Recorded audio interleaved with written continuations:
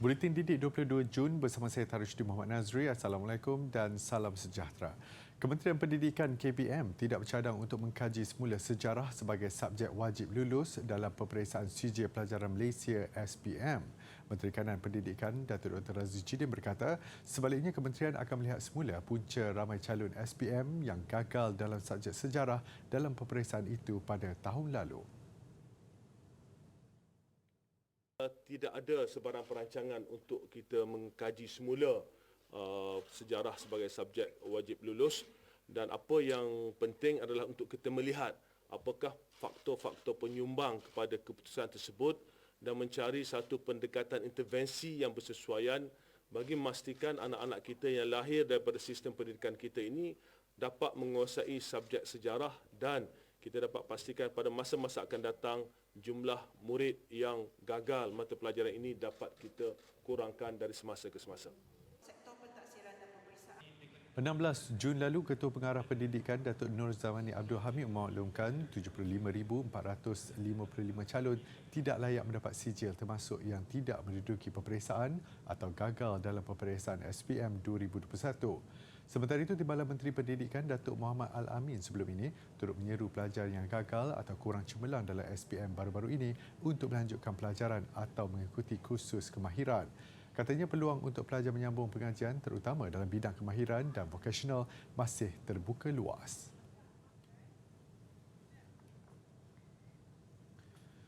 Bulatkan tekad dan fokus kepada hala tuju baharu demi mencapai kejayaan berterusan. Itu pesanan Datuk Dr. Razzie Chiddin kepada pelajar tingkatan 6 pada program kecemerlangan pelajar tingkatan 6 di Klang malam semalam. Datuk Dr. Razzie juga berkesempatan berkongsi pengalamannya belajar di negara asing sebagai pedoman buat pelajar yang hadir. Program yang berlangsung selama 2 hari itu turut dipenuhi dengan pelbagai pengisian bagi menggalakkan aktiviti ko-kurikulum sekaligus mengasah kemahiran kendiri yang ada dalam diri pelajar. Antaranya pertandingan pantun Sekolahku Sejahtera, pertandingan puisi dan sajak. Dalam pada itu, Datuk Dr. Razzie turut menasihati pelajar, terutama yang bakal menduduki CJ Tinggi Pelajaran Malaysia STPM, untuk sentiasa bekerja keras dan jangan putus asa dalam mengejarkan sesuatu. Datuk Rahman Syahri diumumkan sebagai sastrawan negara ke-15. Penyair terkemuka tanah air kelahiran Perlis itu dipilih panel 9 pakar yang menilai 12 calon sastrawan tempatan atas sumbangan mereka kepada dunia sastra dan akademik. Menteri Kanan Pendidikan Datuk Dr. Razzie Chiddin berkata pemilihan tokoh itu berdasarkan kepada sumbangan tokoh melalui karya dan pemikiran, sumbangan terhadap pengembangan sastra, impak dalam penyebaran ilmu, kepimpinan dalam persatuan sastra, impak pada peringkat kebangsaan dan antarabangsa serta penghargaan dan pengiktirafan yang diterimanya. Pemilihan tokoh ini adalah berdasarkan sumbangan tokoh melalui karya dan pemikiran, sumbangan terhadap pengembangan sastra, impak dalam penyebaran ilmu, kepimpinan dalam persatuan sastra, impak pada peringkat kebangsaan dan antarabangsa. Tambahnya, Majlis Pengundian Anugerah Sastra Negara ke-15 akan disempurnakannya di-Pertuan Agong Al-Sultan Abdullah Riayatuddin Al-Mustafa Bilal Shah pada satu tarikh yang akan dimaklumkan kelak. Anugerah Sastra Negara diberikan oleh Kerajaan Malaysia kepada sastrawan yang menulis dalam bahasa Melayu dan memberi sumbangan cemerlang secara berterusan dalam perkembangan kesusastraan tanah air melalui ciptaan karya kreatif, pemikiran dan kegiatan sastra yang bermutu tinggi. Datuk Rahman akan menerima warkah penghormatan negara dan wang tunai RM60,000 selain menerima penerbitan 50,000 naskah buku atau nilai harga buku berjumlah maksimal RM500,000 untuk dibeli kerajaan dan disebar luas ke sekolah, perpustakaan jabatan serta agensi kerajaan. Dalam usaha meningkatkan tahap pengetahuan dan kesedaran hal ehwal ASEAN, lebih 400 pelajar dan orang awam di Perlis menyertai pertandingan kuis ASEAN Peringkat Kebangsaan 2022. Pertandingan dui tahunan yang dilaksanakan semua negara anggota ASEAN berlangsung sebulan sehingga 30 Jun ini. Ia bagi mencari peserta terbaik untuk dibawa ke peringkat ASEAN Quiz Regional Level. Pengarah Jabatan Penerangan Perlis Azrul Hassan berkata, hebahan mengenai penganjuran pertandingan itu terus diadakan melalui Info on Wheels yang masuk ke kampung-kampung dengan harapan lebih ramai pelajar dapat menyertainya. Tak ada target tertentu, tapi cuma sekarang ni kalau bukan pada hingga ke semalam, di Perlis ada 400 orang. Kita kalau boleh nak lebih daripada itulah. Kan memang negeri lain tu lagi besar lah kan, lagi besar, tapi kita mengharapkan warga Perlis ni dapat orang kata sama-sama bersaing. Dan kalau boleh lah kita nak ada wakil Perlis dalam pertandingan akhir nanti yang insyaAllah akan diadakan di Myanmar lah. Pelajar tingkatan 3 hingga 5 Sekolah Menengah Kebangsaan Guar Nangka di Mata Air antara beberapa sekolah terawal di Perlis yang menyertainya. Pada peringkat awal ni kita melibatkan 20 orang sahaja, tapi kita akan cuba perluaskan info ini untuk melibatkan ke semua sekali. Bukan saja untuk murid tetapi untuk staf kita dan juga guru-guru kita di sini lah. Sebab kita ada 2 kategori kan. Satu untuk kategori 15 hingga 17 tahun dan satu lagi kategori untuk 18 tahun ke atas. So melibatkan cikgu-cikgu dan juga staf lah.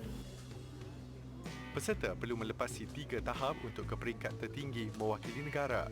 Soalan-soalan berkisar tentang pengetahuan sesebuah negara yang menganggotai ASEAN sama ada dari aspek kebudayaan, politik, ekonomi dan sosial. Alhamdulillah lah, senang soalan pasal Asia apa semua. Dia tanya apa yang popular kat negara ni, kat Asia ni lah, macam tu. Boleh. Tapi yang level tu je lah, dia susah-susah lah sikit. Dia macam cerita soal pasal apa ASEAN tu buat. Nilai keseluruhan hadiah mencecah RM19,000.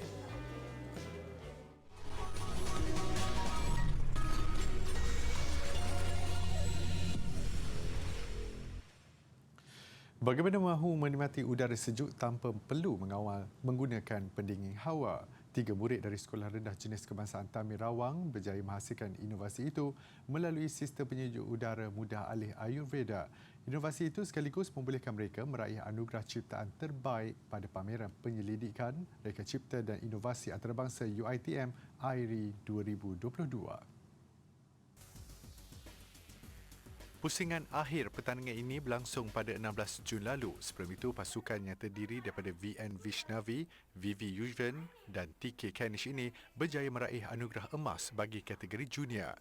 Sistem penyejuk udara Ayurveda yang dihasilkan mereka mengambil masa kira-kira 2 bulan untuk disiapkan. So one day we were sitting outside, so we felt it was very hot outside, so we wanted to go and on the AC like we normally do. So then my father started yelling. So he was like, why are you always turning on the AC? The bills have risen up. So then we all decided that we wanted to create something that would help us go against this problem. Dibina dengan 90% menggunakan barang-barang terpakai, sistem ini bersifat mesra alam. Tidak seperti pendingin hawa yang membebaskan karbon, inovasi ini menggunakan kaedah semula jadi untuk menghasilkan udara yang sejuk dan nyaman. Ia juga membolehkan udara panas di dalam ruang takungan yang mengalir melalui paip tembaga disejukkan. Melalui pengawas suhu yang diprogramkan, pengguna boleh menetapkan suhu mengikut tahap yang dikehendaki sehingga 18 darjah Celsius. It can be used as a chiller too. Like you can put canned drinks in the Ayurvedic in our product, and after a while when you take it out, it will be cool and nice to drink.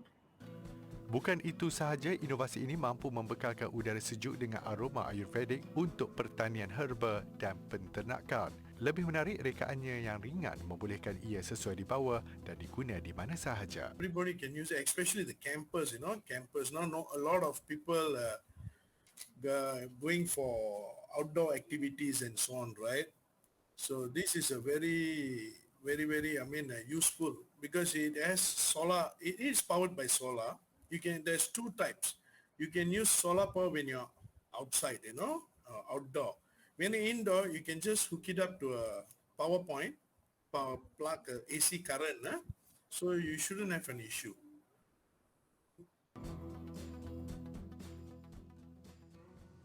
Selepas 2 tahun ditutup untuk kerja-kerja naik taraf dan pengubahsuaian, Balai Seni Negara kembali dibuka kepada orang ramai semalam. Wartawan Ridwan Rushdi Azri Roslan turut meninjau suasana pembukaan galeri kebanggaan negara itu. Ikuti laporannya. Rata-rata orang ramai yang ditemui teruja dan gembira dengan pembukaan semula galeri ini. Selepas pandemik yang melanda, mereka memang menanti-nantikan semula hasil seni yang akan dipamerkan. And then dia ada tahu pasal ada reopening tu. So decide to come today lah dengan kawan lah nak tengok balik apa yang ada. And then dia cakap ada new exhibits and ada pasal Australian punya heritage, punya arts and tu. So kita datang lah di sana tengok macam mana. Pembukaan semula galeri ini turut menarik minat bukan sahaja rakyat tempatan, malahan pelancong dari luar negara. My friend told me about this event and I'm very curious because I want to learn more about, Malaysian culture. So, yeah, this is a great opportunity for me. So, yeah, I'm very excited to be here. Everything is great, yeah. I think there is no better way to promote the culture to foreigner. And just like me, I learned a lot today, and to see young people, like how creative they are and how they contribute to the communities through art. So yeah, I think it's a great way, yeah. Apa yang menarik, sempena pembukaan semula galeri, Balai Seni Negara menganjurkan pameran Nusa dengan memaparkan 466 karya yang akan berlangsung selama 3 tahun.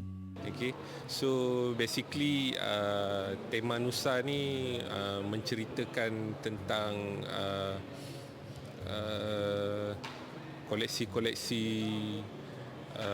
negara yang diperolehi oleh balai, menceritakan tentang perkembangan sejarah seni dan juga interaksi antara karya yang dihasilkan mengikut tahun berinteraksi dengan sejarah sosial. Pameran Nusa ni kita ganti balik masa yang kita tutup tu. Seni itu abstrak. Ia mampu diinterpretasikan kepada pelbagai jenis makna. Namun harus diingat, ia juga mampu menjadi sebuah ejen teladan serta ejen pembelajaran kepada mereka yang benar-benar meminati, mengamati serta memahaminya. Ridwan Rushdi Azri Roslan melaporkan.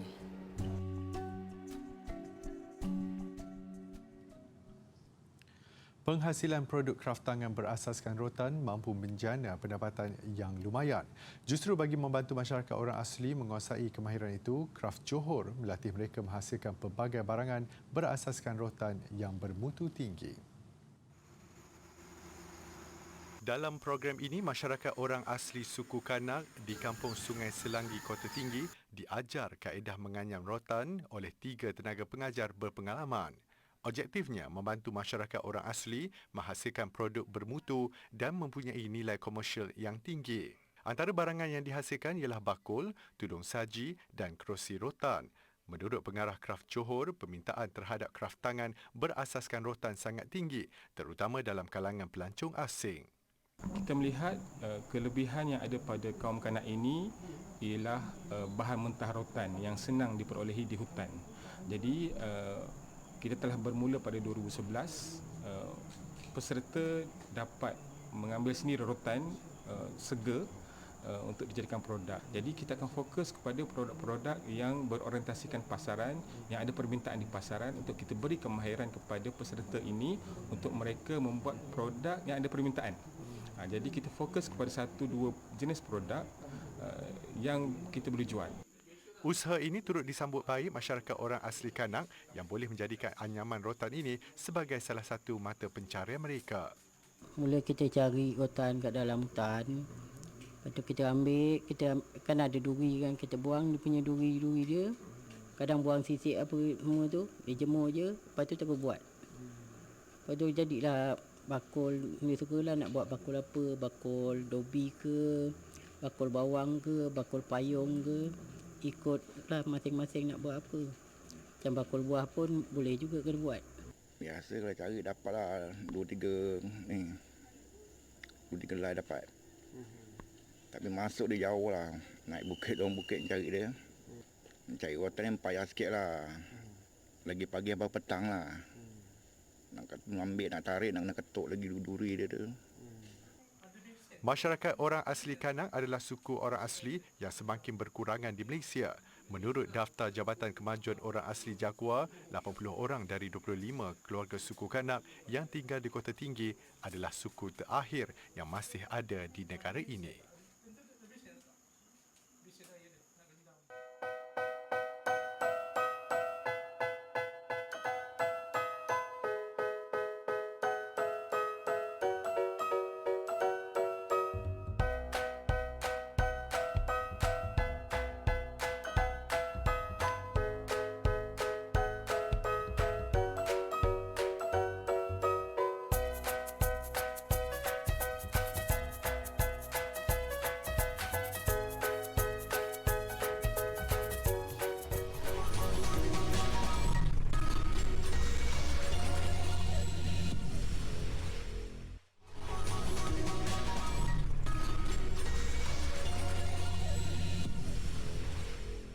Bertemu kembali.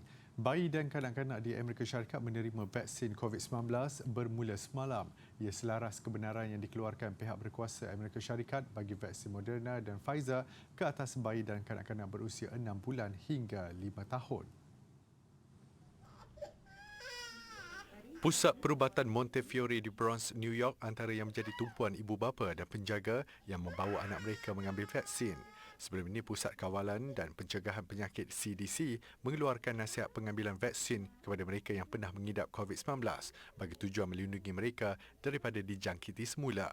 Untuk penerima vaksin Moderna ke atas bayi dan kanak-kanak berusia bawah 5 tahun, mereka dikehendaki mengambil 2 suntikan, manakala Pfizer 3 suntikan. Ini kerana vaksin Moderna yang diberikan cuma mengandungi 1/3 daripada dos biasa untuk penerima dewasa, manakala penerima vaksin Pfizer cuma menerima 1/10 daripada dos yang digunakan ke atas penerima dewasa.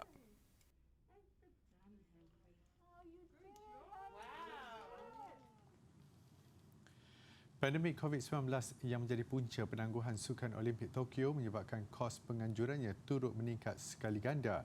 Menurut jawatankuasa penganjur tamasya itu, kos akhir yang diperolehi pihaknya adalah 1.4 trilion yen atau 57.2 bilion ringgit.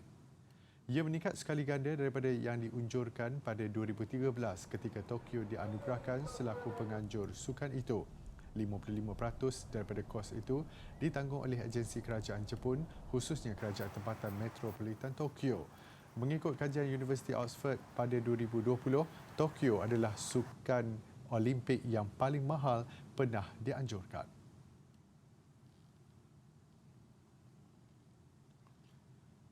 Umum tahu kenderaan elektrik tidak memerlukan diesel, sebaliknya perlu dicaj untuk beroperasi di jalan raya. Pengecasnya pula disediakan di lokasi terpilih antaranya stesen minyak atau kawasan parkir, namun tidak ramai peka dengan konsep jalan pengecas. Inovasi ini disediakan di Pulau Perangian Gotland di Sweden untuk menyalurkan tenaga kepada bas ulang-alik ke lapangan terbang. Inovasi Smart Road ini tersedia di atas salah satu jalan raya paling sibuk di Sweden. We are entering the electric road. It's a wireless electric road, so we are charging while driving right now. Ketika ini, Smart Road adalah projek demo di atas jalan sepanjang 1.6 km di pedalaman Pulau Gotland. Ia menggunakan teknologi pemindahan tenaga tanpa wayar dinamik. We have receivers under the bus and we have coils under the asphalt. And the road is identifying this bus, and as soon as we drive over the coils, the road starts to transfer energy through the air to the bus. Laluan ini dikatakan yang pertama di dunia menggunakan teknologi sebegini untuk kenderaan berat seperti trak dan bas. Difahamkan satu projek perintis skala penuh telah dirancang untuk tahun depan, membolehkan sekitar 20 km jalan raya di Sweden dikuasakan tenaga elektrik.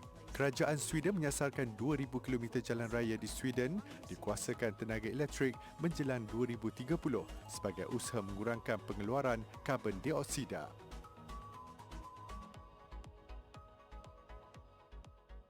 Hai adik-adik, cikgu ingin menunjukkan cara mendarab nombor bulat dengan 100 dan 1000. 253 darab 100. Tulis semula nombor bulat tersebut 253 diikuti 2 sifar di belakang menjadi 25,300. Contoh lain pula 963 darab 1000. Sama dengan tulis semula nombor bulat 963 diikuti 3 sifar di belakang menjadi 963,000. Mudah bukan? Terima kasih.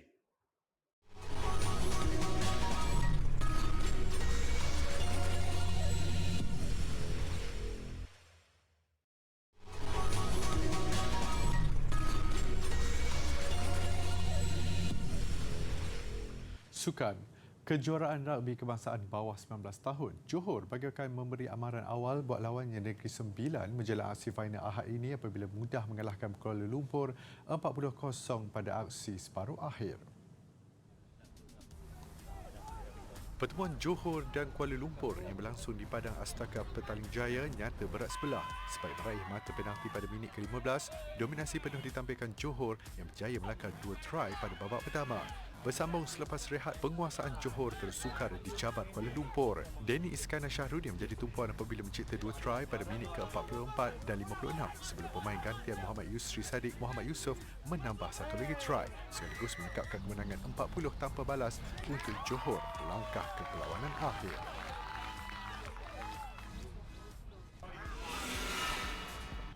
Dalam satu lagi aksi separuh akhir, Negeri Sembilan bangkit menundukkan Selangor menerusi kemenangan 15-13. Selangor bermula baik dengan penalti Al-Malik Fad Astagfirullah sebelum mencipta tambahan mata menerusi 2 lagi try. Negeri Sembilan sempat merapatkan kedudukan bersisa 1 try 5 minit sebelum rehat. Babak kedua, Negeri Sembilan mula mempamerkan kebangkitan. Ahmad Haziq Dini Zainal Abidin menambah 5 mata di samping disusuli 2 conversion untuk kedudukan semasa 13-12 memihak Selangor. Bagaimanapun 3 mata penalti yang diraih Alif membolehkan Negeri Sembilan menang 15-13. Mereka bakal membuat perhitungan dengan Johor untuk perebutan trofi kejuaraan Ahad nanti.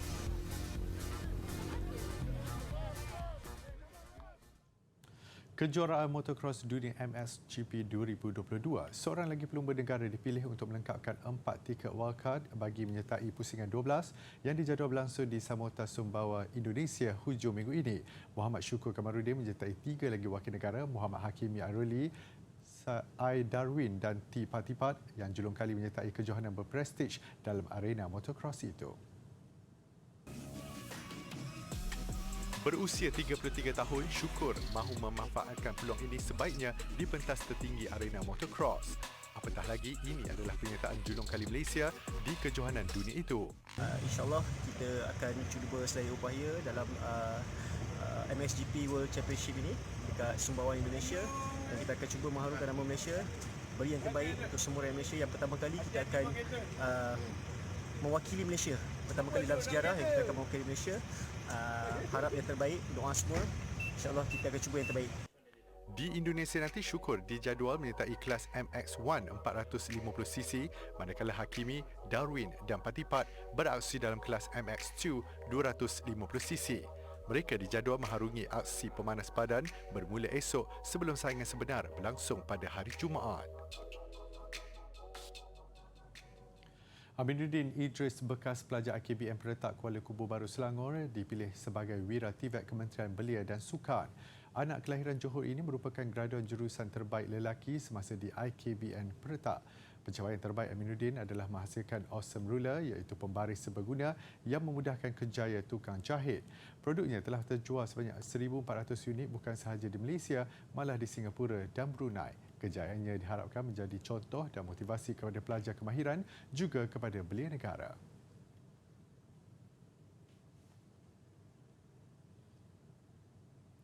Rangkuman paparan dari New York, India dan Abu Dhabi sebenarnya Hari Yoga Antarabangsa pada 21 Jun mengakhiri buletin didik. Saya Tarushdin Muhammad Nazri, salam hormat dan kita jumpa lagi.